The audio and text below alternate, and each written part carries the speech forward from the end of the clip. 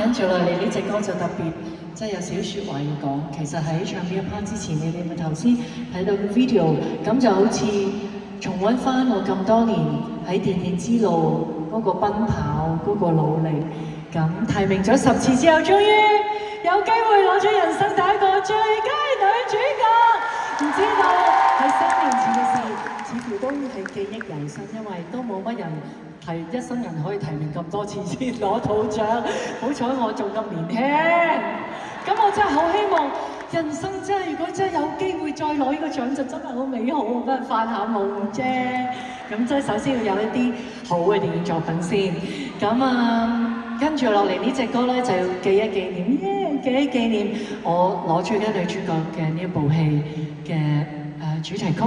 咁呢部戲叫做《流水落花》，咁我係做一個好喜歡寄養小朋友嘅媽媽。咁真係數手指，原來我都做咗阿媽好多年喎，真係演戲其實好多年前已經緊阿媽嘅，我又唔好介意我真人 keep 得咁好，所謂啫，演戲啫嘛。你哋見到我真人成日都話：哇，你咁後生幾個樣，咁我就好開心啦。咁好，同你哋重溫翻呢一隻歌《我這樣活了一天》，送俾台下所有嘅媽媽。媽媽好偉大。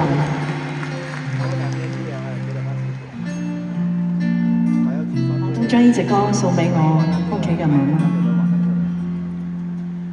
活在每一天，如常地揮手聲再見，再應對新一天試煉。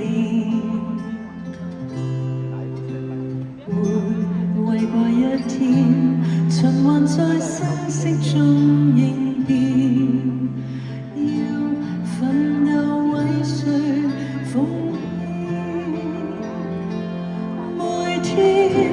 清水一般偶遇後流過，留下幾多張少年能輕看。